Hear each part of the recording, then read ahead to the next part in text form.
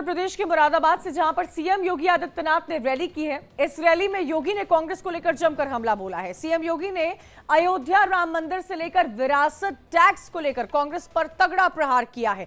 आखिर योगी ने इसके अलावा विपक्ष पर क्या क्या बोला है, हमारी इस रिपोर्ट में देखिए। किसान भी बोल रहा है, मजदूर भी बोल रहा है, अब की बार 400 पार, अब की बार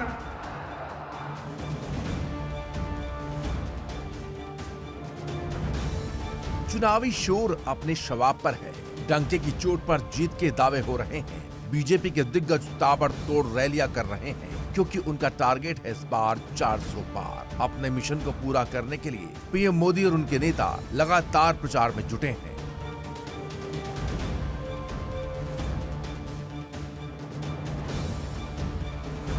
शुक्रवार को हुए दूसरे चरण के मतदान के बीच यूपी के सीएम योगी आदित्यनाथ ताबड़तोड़ चुनावी रैली करते नजर आए। सीएम योगी ने यूपी के मुरादाबाद में बिलारी विधानसभा में लोकसभा संबल से बीजेपी प्रत्याशी परमेश्वर लाल सैनी के लिए जनसभा को संबोधित किया।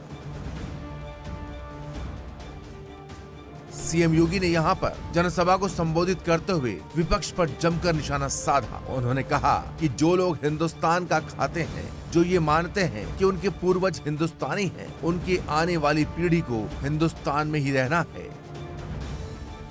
जो लोग हिंदुस्तान का खाते हैं, जो ये मानते हैं उनके पूर्वज हिंदुस्तानी हैं, उनकी आने वाली पीढ़ी को हिंदुस्तान में ही रहना है। उनको सोचना होगा उनका वोट उन विषधरों को नहीं जाना चाहिए जो लोग भारत माता की जय जयकार करने में संकोच करते हों। कतई नहीं जाना चाहिए।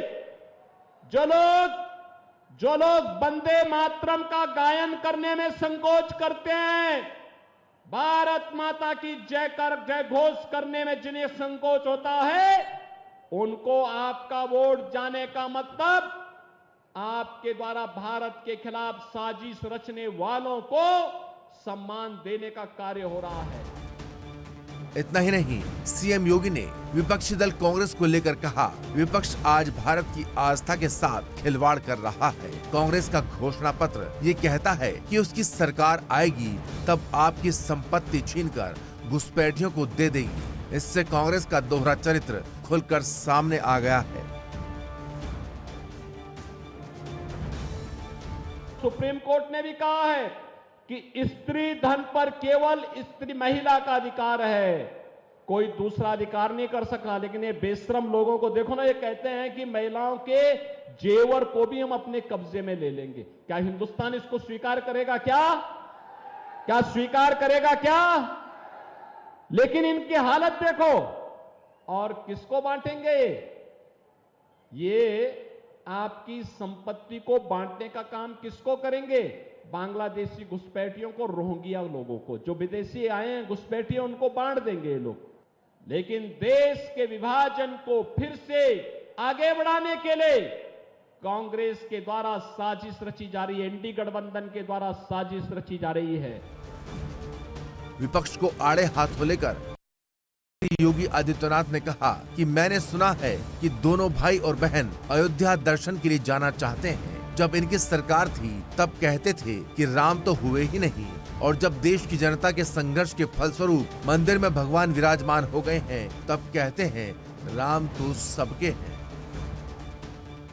मैंने सुना है कि भाई और बहन दोनों अयोध्या दर्शन करने के लिए जाना चाहते हैं। जब इनकी सरकार थी तब कहते थे कि राम तो हुए ही नहीं। क्या कहते थे? राम हुए ही नहीं। और जब देश की जनता जनार्दन के संघर्ष के फलस्वरूप अयोध्या में रामलला को फिर से विराजमान कर दिया है और मंदिर भव्य बन गया है, अब कहते हैं राम तो सबके हैं। देखो ना इनके दोहरे चरित्र को। पहले कहते थे राम हुए ही नहीं, अब कहते हैं राम तो सबके हैं। बहन और भाइयों, इन पे विश्वास मत करना, कभी विश्वास मत करना। फिलहाल बीजेपी इस बार यूपी की सभी 80 सीटों को कब्जाने की कोशिश में जुटी है। साथ ही दूसरे राज्यों में भगवा लहराने के लिए पूरा जोर लगा रही है। बीजेपी का फोकस है कि योगी की रैलियों के जरिए वोटर्स को अपने पाले में लाया जा सके। इस बार बीजेपी ने कांग्रेस के खिलाफ भ्रष्टाचार को मुद्दा बनाया है। सीएम योगी ने साफ कह दिया है कि 4 जून को जब ईवीएम खुलेंगी तब जनता की अभिलाषा के अनुरूप परिणाम आएंगे और फिर एक बार मोदी सरकार का संकल्प साकार होगा। Bureau report, India daily live.